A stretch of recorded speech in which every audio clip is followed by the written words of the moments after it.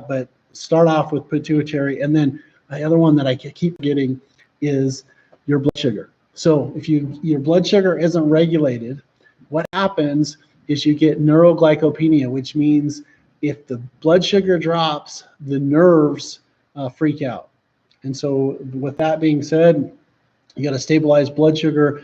Biggest thing is to eat consistently and making sure that it is complex carbohydrates, not simple carbohydrates, which means you kind of want to stay away from sugar, and you also want to stay away from extended periods of not eating and dropping your blood sugar. And I just got to do a quick shout out to everybody on YouTube. Hey, you guys on YouTube, we're doing this live combination event where we're streaming to Facebook and to YouTube. And so we're excited to be able to do that as well as doing stuff to Facebook. Remember, this is Dr. West question and answer period. We're talking about any healthcare questions. We're also doing updates on the pandemic and seeing some of the statistics and looking at the at-home tests and things like that. We've also done a quick review of what to do for yeast infections. I like black walnut, and I like, there's a wonderful product called mycocide, myco meaning fungus, cide meaning killer. There's a fungal killer. So if you're doing everything right from a yeast diet standpoint and you're not making progress, you really need to bring in that mycocide or that fungal killer. The other thing that we talked a lot about this week is oxidation. Now, what is the importance of oxidation? That's getting extra oxygen in your body, because one of my heroes, Dr. Rowan, talks about how oxidation is so good for viral infections, and we had some home ozone units that I was able to procure. We've got some more on the way. I'm excited for people to get those because I think that this is one of the best things that you can have in your home. There's several ways to get extra oxygen in the body. One of them is you can get ozonated water, which doesn't taste that great, but you bubble ozone through water and you try and hyper oxygenate it, and then you can drink it. And I just got to be fair to everybody and say it doesn't taste that great. And then the next thing that we have is to look at rectal insufflation therapy, which is kind of socially awkward, and then also ear insufflation. So Desiree here asks, do you help women control PCOS symptoms? So PCOS stands for polycystic ovarian syndrome. I'm excited to share with you guys some natural considerations for PCOS. Now, so PCOS is basically too much tissue, or polycystic ovarian, too much tissue around the ovaries. And so when you have a cycle, that tissue has to enlarge, or it works harder, and it's miserable. And some neat things that can help with PCOS. The first thing is to regulate hormones. I really like doing a complete blood cell count and a complete metabolic panel. You want to check your white blood cells, and you want to check your immune system. You also want to look at your red blood cells, make sure all of those are balanced. Then the second thing is to look at a complete metabolic panel and look at all of the factors, making sure that the calcium levels are balanced, the protein levels are balanced, put everything in balance. And then there's a couple really neat things on top of that. So you do those as the baseline. I really like the saliva hormone tests. And what that means is we want to test for hormones inside a saliva system. And the reason why, and this is how explained to me, I really like following a doctor named John Lee, who wrote What Your Medical Doctor Won't Tell You About Estrogen and Your Medical Doctor Won't Tell You About Progesterone. And what he said is if you can get those hormones balanced, a lot of these PCOS and endometriosis and amenorrhea and dysmenorrhea, all these big words, will improve. And so I see a lot of PCOS respond to bioidentical progesterone. You want to get a good saliva hormone test. When I say good, you want to have an accurate saliva test, balance out the hormones, and then there's three other treatment considerations for PCOS. Number one is there is a neural therapy where you can reset the nerves that control basically the organs inside the pelvis. It's controlled by a nerve plexus called the inferior hypogastric ganglion, which is a fancy way of saying anything from about the belly button to the mid-thigh is infected by this nerve plexus. And just like other nerve tissues, it can develop a memory. So if you're outside or not outside, if you're doing an outdoor activity and you, like a roper, they'll come in the office, they'll get rope caught around their finger and the cow will take off and it pulls their finger off and they'll say, Dr. West, my finger's killing me. Even though the finger isn't attached to the body anymore, there's a nerve impulse that's going up to the brain saying, I hurt, I hurt, I hurt. We call it phantom limb syndrome. And with PCOS, even though there hasn't been amputations, what happens is the nerve plexus is telling the brain, I hurt, I hurt, I hurt. And there's a neat way to reset phantom limb syndromes and PCOS by doing a neural therapy or German nerve treatment that gets the nerves to open, close, and reset. The other thing that's really helpful is to do something called proteomorphogen therapy, which is an advanced nutritional therapy that gives the cellular blueprint for healthy organ function, and it gives that to the body so the body can nutritionally repair. So to summarize, PCOS is there's an imbalance in the pelvis. The organ systems are working too hard, and the tissue starts to enlarge. If it's too significant, or some of the only things you can do is to have, a surgical correction.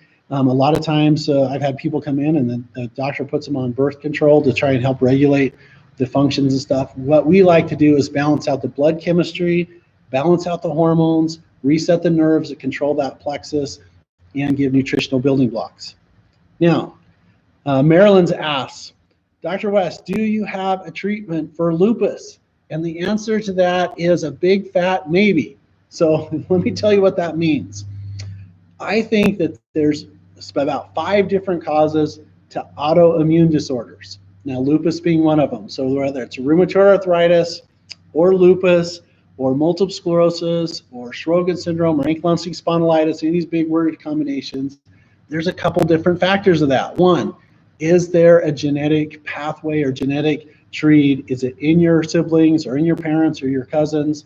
Because I think that is one of the more difficult ways to help people. It's not impossible, but you're competing against Mother Nature. I also think that that's one of the least common things is the autoimmune from genetics. I think it's more common to be environmental, which really means what has triggered your body into a genetic expression, so some type of chemical or some type of environmental factor. And then even more common than that is I think that there is a chronic infection in autoimmune disorders like lupus or MS or RA. And what happens is a virus, bacteria, Lyme disease, mycoplasma, Epstein-Barr gets into those tissues, the body's immune system comes along, and what happens is it tries to do an immune system response and it overstimulates the immune system. And so it's a dysfunctional immune system, not an immune system that's attacking you. And so if you can figure out, is there infection or is there some type of imbalance, and restore the balance, what happens is you get really good outcomes. Now, the reason why I think that is because of a 2009 study in the British Journal of Medical Practitioners. It says chronic bacterial viral infections cause neurobehavior, neurodegenerative, psychiatric, autoimmune, fatiguing illness, and they walk through the pathway of why there is so much infection inside autoimmune. And I like to follow the example in this book. Get it over here. It's called Curing the Incurable. It's written by my friend, Dr. Levy. I had some email correspondence with him today. And what this means is if you can do some vitamin infusion treatments with vitamin C, if you can reset the nervous system, if you can get rid of the chemicals, and you can get the body healthy building blocks, I think that autoimmune disorders are treatable without DMARDs or immunomodulators or modified chemotherapy. And so the answer to your question, Marilyn, is yes, I think there's some wonderful treatments for lupus without having to do drugs, methotrexate, Humira, Costanex, some of those other ones, using the example in this book, 1,200 peer-reviewed studies in there. There's also a ton of information on our blog, dailydosevitamin-h.com, and you can see the patient testimonials and examples of people that were out of hope and out of time or couldn't afford the medications or were retiring and needed to do something else. So there's a lot of exciting options there. So another question that we have, Sharon, thanks for tuning in. Can you help restless leg syndrome? And the answer is it's a little bit, actually it's a lot easier than Marilyn's question about lupus, restless leg syndrome. So that's what happens when you, quote, have the Jimmy legs. What is the Jimmy legs? It means when you go to bed at night, your legs are moving all over without your brain engaging the nervous system to engage the muscles to move. And so what does that mean? It means that it's moving all over the place. And I like to tell people, I think there's 3 reasons for restless leg syndrome and some neat nutritional, inexpensive considerations. And then you kind of move into some office treatments, and then we can move into some infusions and some injections. But the first thing is on this is restless leg syndrome is usually an imbalance between calcium and magnesium, calcium and potassium, and calcium and phosphorus. So calcium is the most important or most abundant mineral, but it also has to be balanced with magnesium. So it's a 4-to-1 ratio. Potassium is a 4-to-1 ratio, which means there's 1 molecule of potassium for every 4 molecules of calcium. And then phosphorus is 10-to-1. So 10 molecules of calcium to 1 of phosphorus. Now what happens is when you get those minerals in balance, what happens is the muscles start to act normally. That's about 75–80% of the time. The next problem with restless leg syndrome is there's too many impulses going through the nervous system. And what's happening is making that muscles jump, and usually it's because we haven't insulated the nerves very well. And so there's a product, a lipotrophic B vitamin, which stands for fat-loving B vitamin. What it does is it helps to insulate the nerves, and it's a physiologic relaxer for the nervous system. So I would start off with minerals first, and then I would start off with lipotropic B vitamin second. Consideration besides the lipotropic B vitamins is essential fatty acids, and you want to make sure that you have omega-3s and 6s, 7s, and 9s in there. This is a mistake a lot of people make because sometimes they'll just run after fish oil or they'll just run after flaxseed oil, and you need to have a combination of oils, and those oils insulate the nerves. And if you think of the nerves, they're literally like an extension cord. You have the wire going through the center, and then you have this layer of insulation around the side, and the layer of insulation, that's what happens when you have restless leg syndrome. There's a short circuit. Now, a little bit more serious things can happen with restless leg syndrome is we can have an infection in the nerve. So if you take the minerals and you take the insulation for the nervous system and it doesn't make a big difference, then we've got to do something a little bit more aggressive, which would be some vitamin infusion treatments, balance out the blood chemistry and stuff like that. But that being said, Sharon, this is really easy. Let's get you on a really simple mineral program with calcium, phosphorus, potassium, and magnesium. Let's do that first. Number 2, let's insulate the nerve with essential fatty acids and lipotropic B vitamins. There's some really nice side effects to that. It'll give you some more energy. It helps your brain to function better. It's really good for eyes. It prevents peripheral neuropathy and stuff like that, in my clinical opinion. And then if that doesn't give you some really good outcomes, we need to take a further step and do a clinical workup. Another one asks, Julie, thanks for tuning in, Julie. And it says here, what can you do for digestion? This is one of my very favorite topics. And the reason why is because nearly everybody that has a complex or chronic health problem, which is what comes into the office frequently, what happens is their stomachs don't work. And my dad would always teach me, and I refer to my dad a lot. He was in practice for 51 years. He passed away a couple years ago. And I'm totally biased, but one of the greatest doctors of all time taught me that you are what you eat and you are what you absorb. And so when people come in and they don't feel good, and the biggest common denominator is stomach problems. So let's just talk about overall stomach health. The first thing that I tell people is you want to make sure that we're digesting foods properly. And what does this mean? This means that when you put food into your system, do you get burping? Do you get flatulence? Do you get what they call a food baby where your stomach swells? Do you get acid reflux, heartburn, or anything like that? That's the first thing I ask people. And if you do, let's try and speed up digestion by giving you more digestive enzymes. And sometimes people say, wait a minute, Dr. West, that doesn't make any sense. If I'm having problems, why would I put more acid in there? And the reason why is because if you eat food and put it in your system, it'll ferment and rot and decay if it's not digested properly, which gives you stomach problems. And the bottom opening won't open because it doesn't get the hormone signal. And so it just sits there and it doesn't do very well. Now, the medical treatment a lot of times is do an acid stopper or acid blocker or Tums or something like that. And I found about 75% of the time, if you will help to speed up digestion, And so when you do that, if you speed up and make it faster, you can get rid of so many stomach problems. That's step number one. So that's a proteolytic enzyme of things like bromelain, papaya. There's a lot of enzymes on the market. A simple way to do it is to take Bragg's apple cider vinegar and put a tablespoon in half a glass of water and take it after meals. Now, I have to give you some warning. I told this to one of my friends. He didn't hear me. He didn't write it down right. And he came back later and he said, hey, I am having digestive problems. And if this is the cure, I'd rather be sick. Do you know how hard it is to take half a glass of apple cider vinegar after meals? That's like 10 times what I told him. No, it's a tablespoon of Bragg's apple cider vinegar in a half a glass of water and drink it. The vinegar is acetic acid. It helps to break down food. It's a really nice test to see if you have a digestive enzyme deficiency. Now that's step number one. The second step is we want to protect the stomach and make sure that we have a healthy mucosal lining. And you can do this with your fat-soluble vitamins A, E, D, E, and K. So those are your fat-soluble vitamins. I like to give it in something called chlorophyll. Chlorophyll is refined black blood extract. It helps to heal and soothe irritated GI tissue.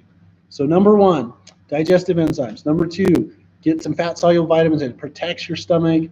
Number three, it's a consideration to get some pancreatic enzymes, because everybody thinks of the pancreas as something that is going to regulate blood sugar, which is an important part of it. But the other half is the pancreas helps to digest things. So sometimes you got to stimulate the digestive system. Now that's kind of the upper part of the stomach.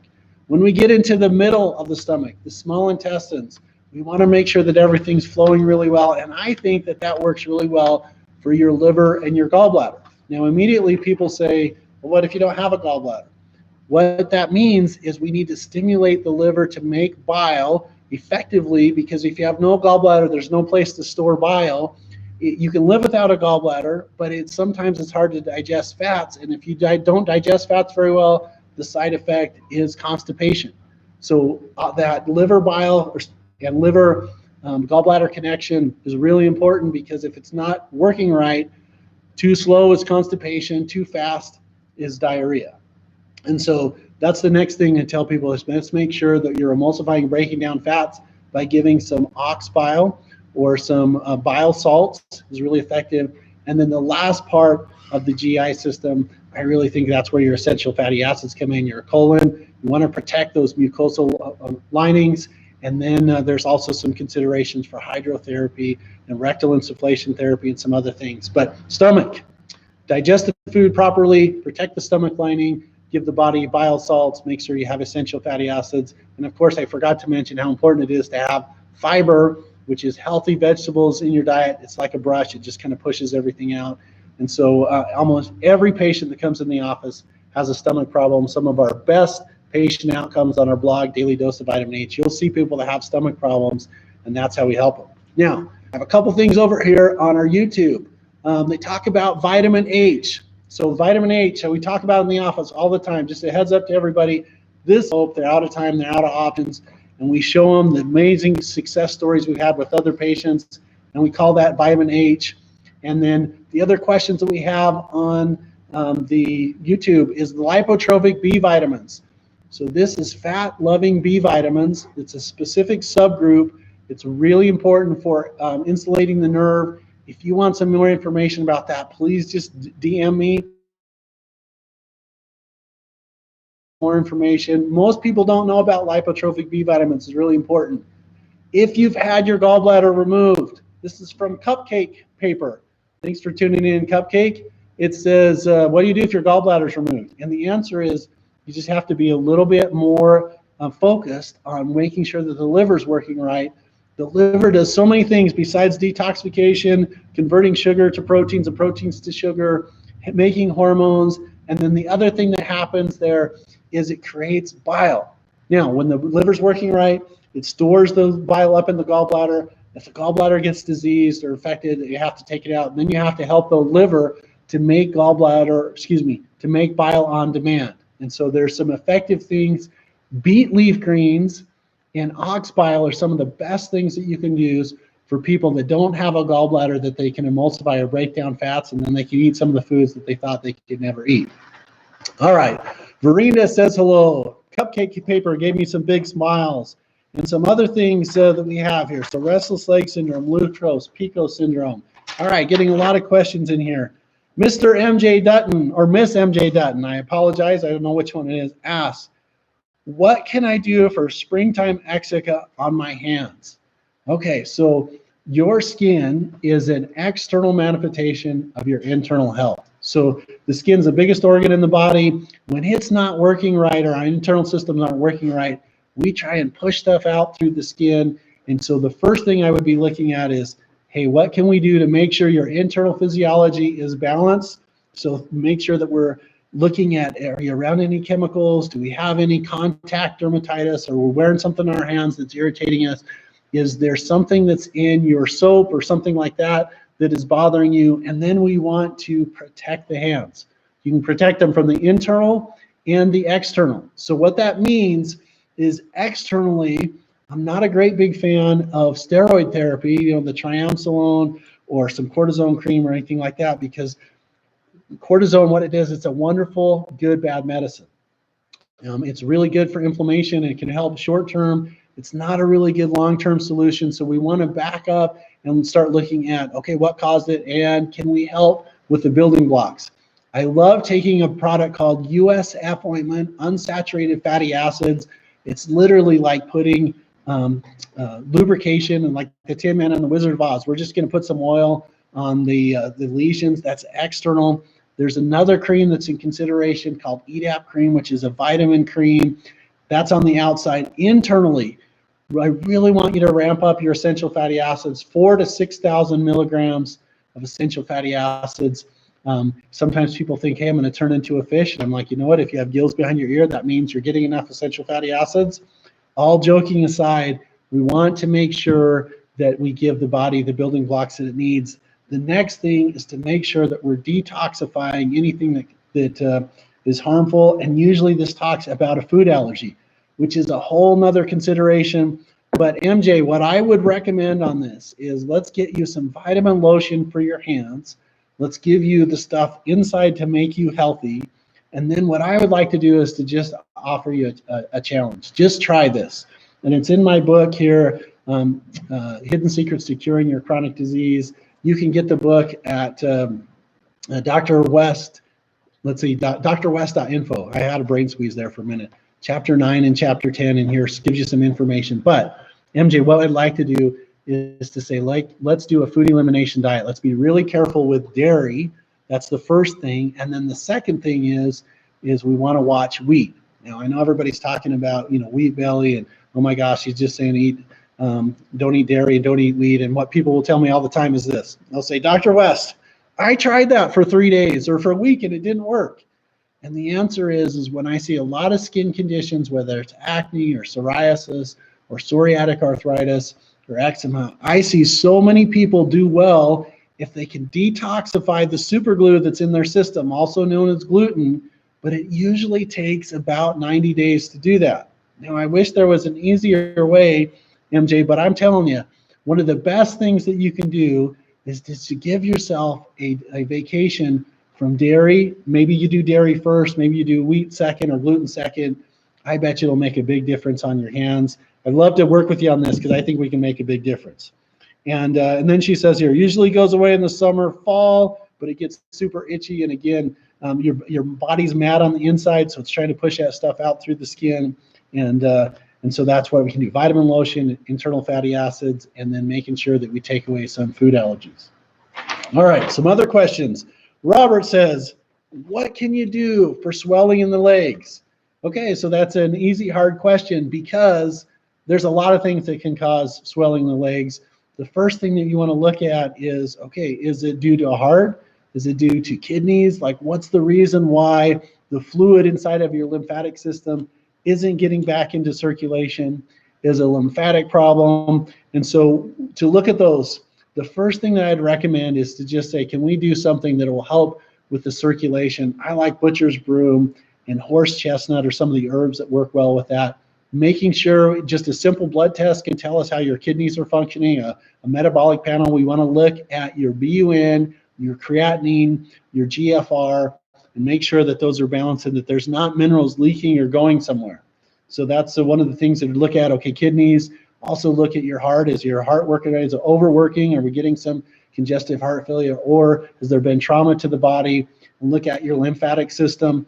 Now, if it's lymphatics, this can be really tricky to treat if there's been trauma associated with it. But if it's idiopathic or unknown lymphedema, one of the considerations is just a really simple protocol. It came out of Townsend News Journal, which is my favorite alternative medicine journal. And it talks about a doctor that went to Africa in the 1930s. I want to say Lee, but I could be wrong on that. Anyway, I've got the article that I'd love to share with you. And he said that if you can help people to get a potassium and hydrochloric acid solution into their lymph nodes, it changes the ion structure of the lymph nodes. Not only is it good for infection, it's really important for lymphedema or swelling. So what does this mean? This means if you're not a banana eater, it's worth a try. And then again, back to some type of digestion. Natural things to consider would be pineapples and papaya. Those are my favorite things to get natural digestive enzymes. But you could also do it with apple cider vinegar and potassium salts. And again, this is me kind of reaching a little bit because I don't know exactly your history, but we work on swollen legs all of the time. We just need to know, we're going to rule out heart, rule out kidneys, look at your lymph system. Is it exercise induced? Is it heat induced? But that's where I would start. Potassium and hydrochloric acid really helps to flush lymph nodes. So thank you, Robert, for asking that question. Okay, real quick, I'm kind of going back and forth. Cupcake paper, fatty liver. What are you going to do for fatty liver?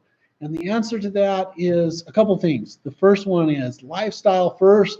What are we doing to possibly irritate or evoke a fatty liver? The second thing is to make sure that we've got liver support. So things like milk thistle is really effective. I like some immune system stimulating things, particularly vitamin C. Liposomal vitamin C is when you take vitamin C and powder and you mix it with the fat. It forms the mycelial formation, which makes it, there's a layer of fat around the vitamin C molecule. I found really good outcomes for early to moderate fatty liver. The other thing is major autohemotherapy, which is a specific way of getting ozone and extra oxygen into the blood.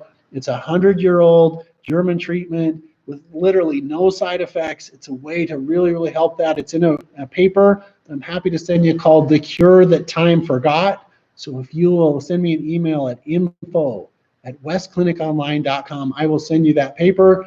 And then proteomorphogen therapy, which is the smallest cellular blueprints for organ function. You can do it for the liver, for the kidneys, for the stomach, the pituitary, the thyroid, and stuff like that. It's a old, 90-year-old nutritional therapy that I didn't learn in school. My grandfather taught my dad, and my dad taught me.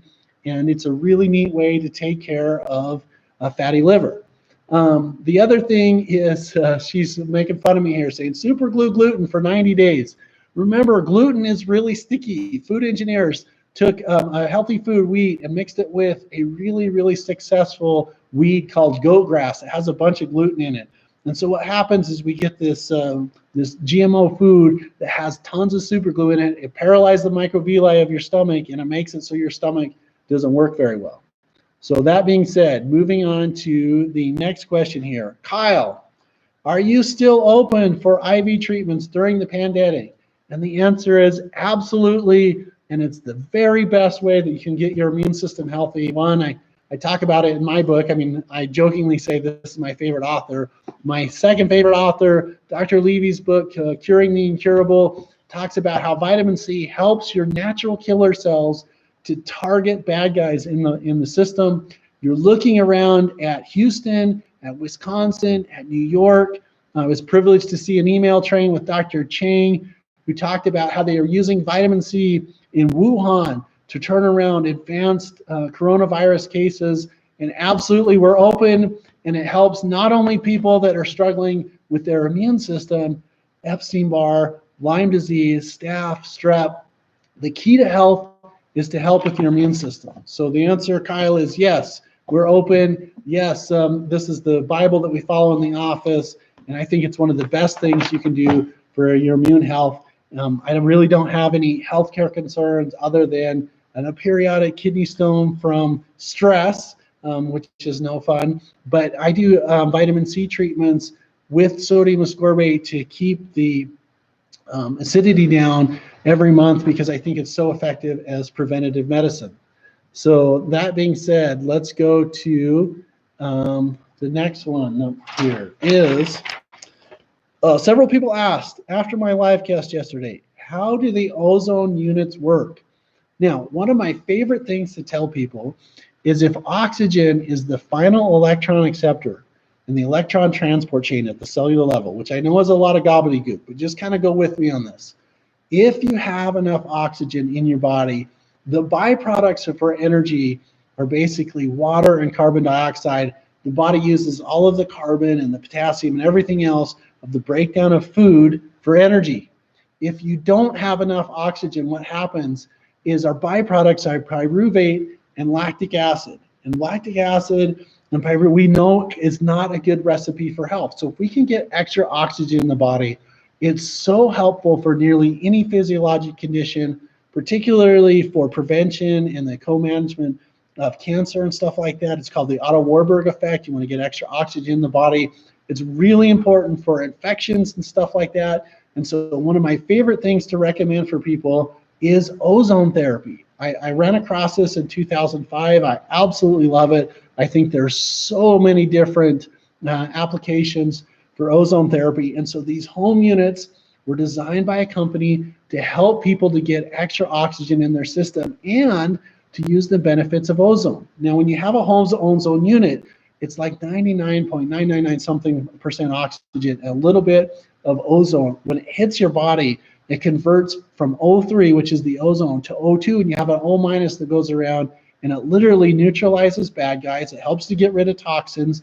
It stimulates the immune system. It's probably the most phenomenal treatment that I've run across in my 20-year career is ozone therapy. And so these home units are so beneficial. I think this is one of the best things that you can do inside of your home to have in your medicine cabinet is a way to get oxygen and stuff into your system. And so the whole ozone units give you 3 ways to do that. 1, you can bubble ozone. And then the next thing that you can do is you can, there's a way that you can get it and you can run it past the tympanic membrane in your ear. They call that ear insufflation therapy. And then there's also, it's kind of socially awkward to talk about, there's literally an ozone enema process, which is not painful at all. But the colon is the 3rd lung of the body. It's a tremendous absorbable organ. And what it does is it helps you to get oxygen inside of the body, and you can get it systemically. Now, it's not just me making it up. We have this huge research pack on medical ozone. Dr. Vilo Bocci wrote a book called Ozone, the New Medical Drug. Dr. Sylvia Menendez, who I've not had the opportunity to meet, but I've seen her a lot of stuff on the internet and the podcasts and YouTube and everything else. She has over 75 peer-reviewed studies on ozone systemically and how it helps circulation, how it helps neuropathy, how it helps infection. It's so good for Crohn's disease and ulcerative colitis. And if you can do it for women, they do it vaginally. It's so good for endometriosis, for PCOS, for infertility, to help regulate the immune system. There's no downside. It doesn't hurt. It's one of the neatest things. I wish everybody had an ozone unit because it would make treatment of conditions so much easier.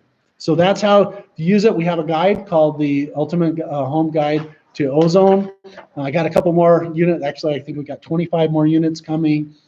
Ozone is, there's a study by Dr. Rowan about the hypothesis of why it could possibly work for the pandemic and some other things. And if you want some more information, you can go to westclinicteam.com. I put together some information on it. Someone's asking me how much are the ozone units, and the answer is they're priceless. Anyway, they're $10,000, but I'm just joking.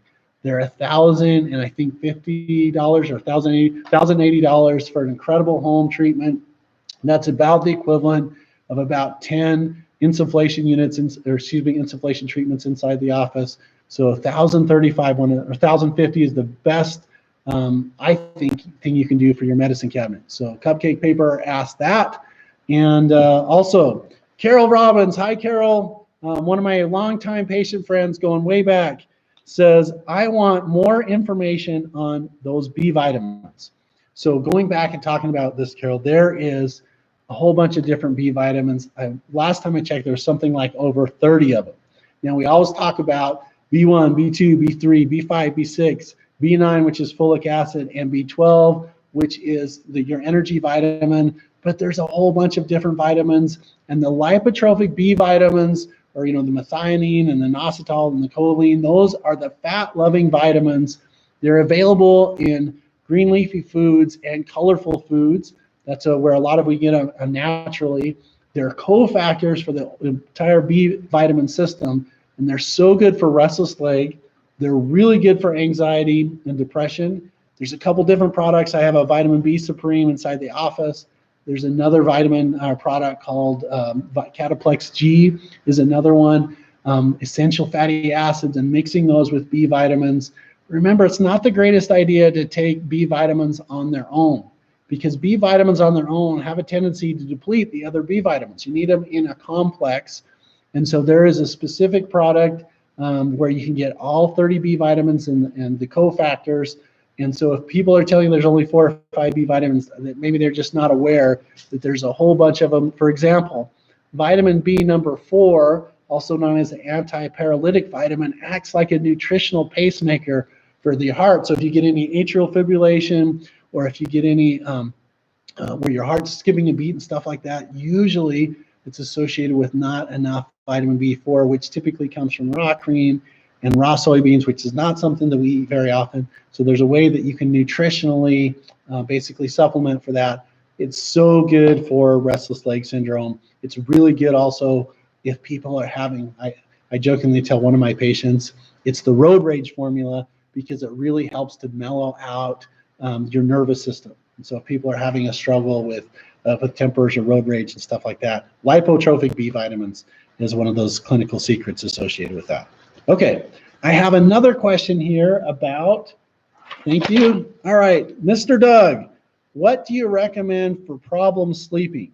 I wake every 30 to 45 minutes. I get 2 to 4 hours of sleep at night. And I want to say, Doug, we're brothers from another mother, because I have a lot of these healthcare concerns. And so let me tell you about sleep. If you can't sleep, you can't really heal. So it's such an important thing that you can get, if you can get a sleeping sanctuary. I wrote a chapter of it in my book. Chapter 22 talks about 28 secrets to a good night's sleep. A lot of the things that I tell people are following that, which is you got to get your body on a schedule. And but let me skip to that just a little bit. You also want to make sure that you have some protein in your system. Not sleeping very well, I think, is a blood sugar problem. People aren't regulating their blood sugar very well. And so what happens is the body runs out of fuel at night. It feels like it's going to die, so it triggers, hey, I got to get up. And usually people will pace, so they'll go to the kitchen. That's not the only cause for your 2 to 4 hour sleep range. However, it's something that is an important consideration. So that being said, is inside how to sleep. First thing, go to bed at the same time.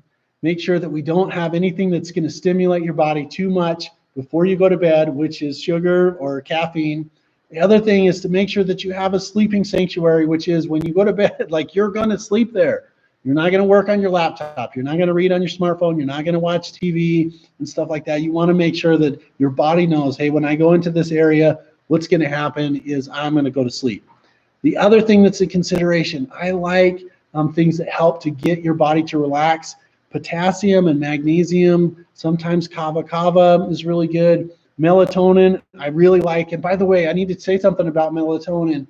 It is such an amazing hormone precursor, and the side effect, it makes you sleep. But a lot of the research that says it helps to regulate your immune system, and they think that it really helps to prevent cancer.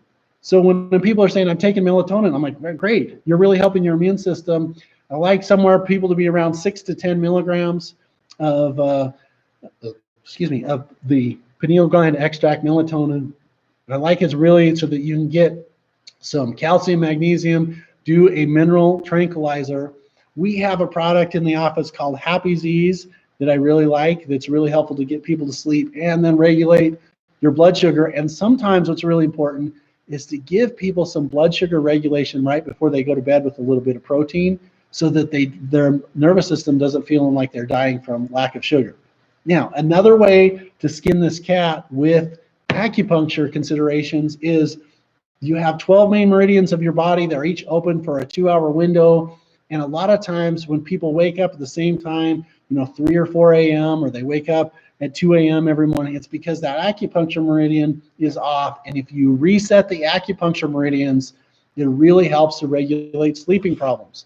And this is super important because, hey, if you can't sleep, you can't heal. So the way you take care of sleeping problems, number 1, get some minerals in your system before you go to bed. Number 2, regulate your blood sugar. Number 3, get protein in your system. Number 4, make sure that you have a sleeping sanctuary. Oh, and by the way, so many people that struggle with sleep is because their subconscious doesn't turn off.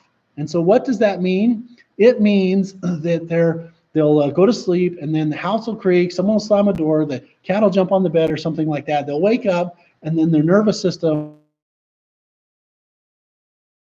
I'm going to get your attention. And so what happens is they start putting a to-do list, and they'll say, Doug, what about this? What about this? What about this? What about this?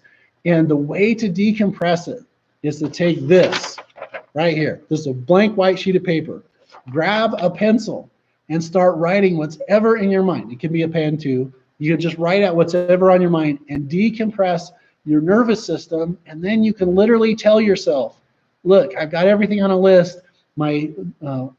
Your automatic nervous system is worried that your nervous system is going to forget something, so it's just sending all these impulses over there. If you write it out on a sheet of paper so many times, the body will relax and you can go to sleep. It's one of my favorite recommendations for people. It's in my book about having a sleeping sanctuary. We also have a sleep report, and so if you'll send me an email at info@westcliniconline.com, I'm happy to send you the sleeping sanctuary guide that we have. So another question that we have here is Christy. Hi, Christy. Thanks for joining on our first question and answer period on Facebook and also on YouTube. It says, Christy, I wonder if ozone would help my husband's autoimmune condition. In my experience, it really helps, and it doesn't aggravate people. Like, this is one of the best things that you can do that has tremendous benefit and little dangers or I guess contraindications. The only problem with ozone is you don't want to breathe it. So I should have said that in our ozone component. It's so helpful to get extra oxygen in the body. And if you have rheumatoid arthritis, if you have MS, psoriatic arthritis, ankylosing spondylitis, Sjogren's syndrome, and all these other different conditions where your body starts attacking itself, I really believe that's either triggered by an infection. Sometimes it's a chemical. And if you help the immune system to work better, what happens is you can get rid of so many autoimmune conditions. And by the way, it's not just me saying this. I have hundreds of patient testimonials on our blog, dailydosevitamin.com. It's also in our book. We're coming out with a new book this summer. It's just in the last parts of the revision, called I Am the Hero of My Own Story. Over 104 stories of people that beat their diagnoses. And the reason why they beat it is it helps with their oxygen, ozone. So as long as you're not breathing it, which we would never recommend, you can do so many different ways to get into your body. And Christy, I think it would help your husband a lot. Now, I have to give you a disclaimer here saying I don't know his story, I don't know his history, I don't know his workup, but he's had some, nervous system atrophy from autoimmune encephalopathy, which means that the nervous system got really, really angry and got inflamed. And then what's happened is we had some blood cells or blood vessels that were basically pinched, and then they contracted, and so we've got a nervous system that is not working very well. And I think that this is a really good consideration. You want to combine that with some very specific essential fatty acids for the nervous system, and you want to do some nerve reset or neural therapy. There's several hundred doctors across the United States. They're not a ton, but they do this technique from Germany called neural therapy. There's a book about it on Amazon called The Treatment of the Nervous System, or the Manual of Neural Therapy. It's not for easy reading. It's a practitioner book, but there's a way to try and help the nervous system besides just giving gabapentin or Neurontin or something like that. So Christy, I would love to have a discussion with you about autoimmune conditions and ozone therapy. Other questions? We are talking about, really quick, about nail health. And now I got to do this, and then we're going to wrap some things up and take a couple more questions. But nail health, there's a really old book inside our office. I want to say it came out in 1931 or 37. It's my grandfather's book, called The Doctor That Looked at Hands. And he talked about what do vertical ridges mean, and what do horizontal ridges mean, and what do white spots mean, and stuff like that. And so when we talk about nail health, it's usually a mineral deficiency, and then there's a gland that is neglected in medicine so often. It's called the thymus gland, and it's right here. It's in the sternal notch, and it's really important for your immune system differentiation. And what it means is it really helps your body to regulate for skin conditions. It's amazing. It also helps your hair. It also helps your nails. And so when we talk about nail health, again, some simple, easy blood tests are important to do here. Do a complete blood cell count, look at your white blood cells, and you want to look at those, the bacterial fighters known as neutrophils, the viral fighters looking at lymphocytes, want to know if there's any chronic infection going on. You also want to look at your red blood cell health, because nail conditions are frequently associated with anemia. And remember, there's several different types of anemia. There's microcytic anemia, macrocytic anemia, iron deficiency anemia. And then also you want to look at mineral health. Now, this is so important. If you have vertical ridges in your nails or horizontal ridges, there is some nutritional deficiencies that are going on in the body, and your nails and your hair and your skin are almost always related. So you got to make sure that there's not a hormone problem. But nail health is something that we work on all the time secondarily. What I mean by that is so many times people come in and say, I got fibromyalgia, I've got chronic fatigue, I've got Lyme disease, I've got these other things. And we put them on a Procol to balance out, and they'll say it. And by the way, do you know what happened to my nails? They are as tough as nails. I mean, they are really, really healthy instead of being flimsy or breaking or cracking and stuff like that. So don't forget about the thymus gland. Make sure your minerals are there. And then a question MJ says, do you have vitamins without folic acid for those that have the MTHFR gene mutation? And the answer is yes.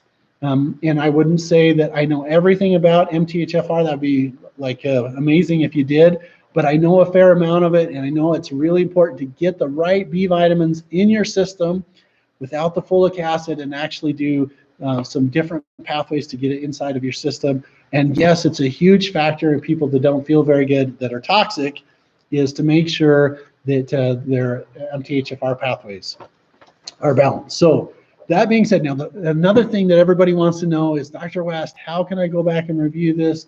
We are putting all of our live casts and our videos inside of a hosted environment where you can go back and look. And if you are interested in that, you can hashtag Healthness to Wellness or library in here, or you can send an email to info@westcliniconline.com. And I know I just violated one of my coach's rules, saying you're giving people too many action steps, but we're recording this, we're putting it into library so you can come back and look at it. And so if you're interested in that, just send us a direct message, say I want access to these. There's about 10 or 12 of them that we've done on the live cast system, but there's also tons of different videos and over 800 patient testimonial videos. So I think a couple questions, and then we're going to wrap it up. Another one, Mrs. Robbins, how long can you be on the protocol for a virus? The vitamin C, the vitamin A, the D, zinc that you told us about. And the answer is for a long time.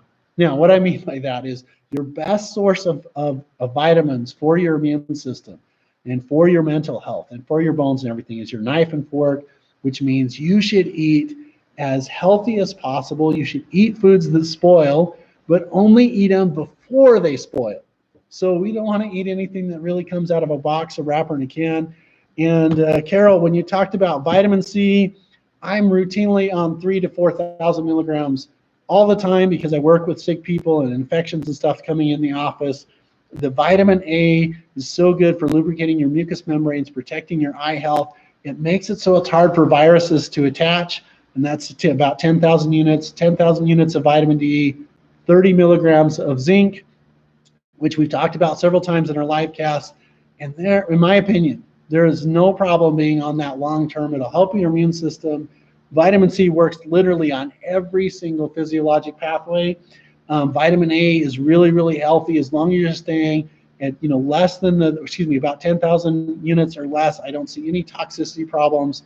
So I don't see any problems for being on an extended time period. The best source of those vitamins is your knife and fork and colorful foods, but also that you can get those as supplements, and that's the protocol I recommend. I've had so many people say, hey, I started getting symptoms of a chronic cough and hard to breathe and stuff. I jumped on the protocol and they improved.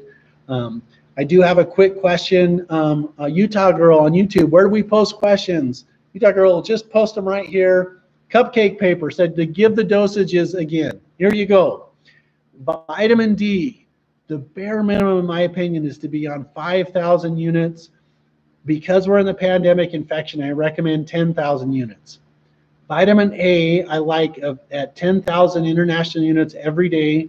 If you start feeling like you're getting any symptoms, I would double the dosage to 20,000 units. This is what I do for myself.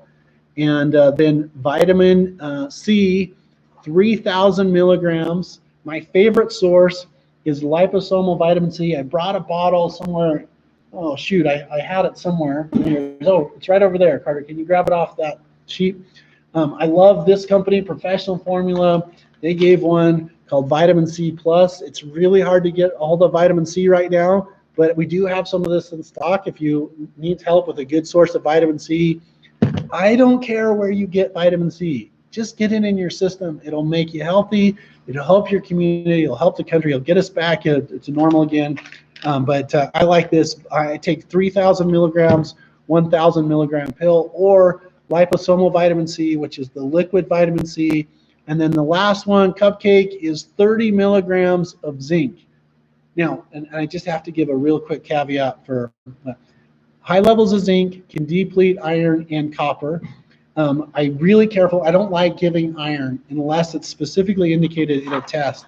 But a multivitamin, or you want about 2 milligrams of copper. If you're having a healthy, balanced diet, I'm sure you're getting it.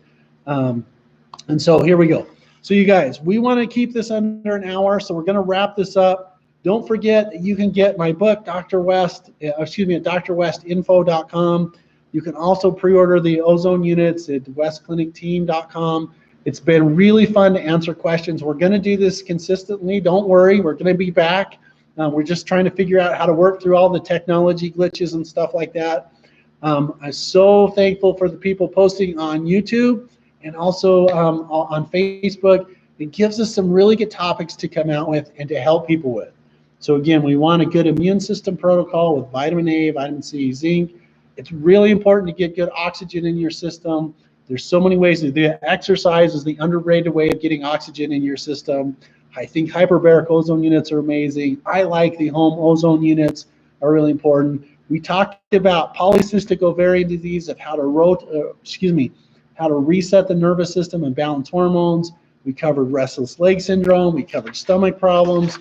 We covered nail problems. And I'm excited to kind of put this together. We're going to do an announcement when we're going to do our next Facebook and YouTube Live where we have questions and answers. But for right now, I have we wanted to keep it under an hour. I think we're going to wrap it up right here.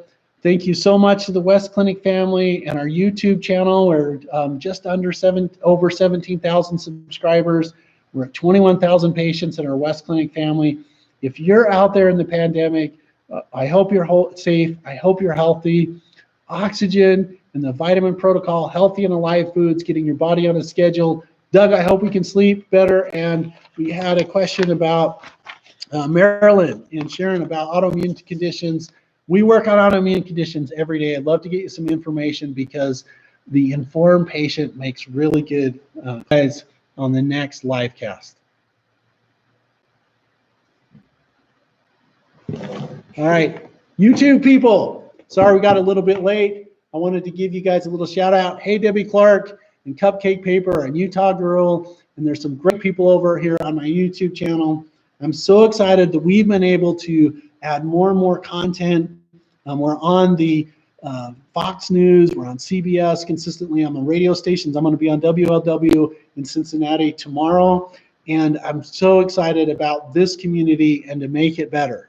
So we're doing some really neat things for our YouTube community. Thank you so much for tuning in. We're going to be some special things. We're going to get rid of the green screen back here. We got to get some technology stuff put together. But to everybody on my YouTube tribe, And Utah Girl, thank you so much for tuning in. Cupcake, you've been awesome. Hi, Debbie Clark. And we'll see all you guys on the next YouTube Live.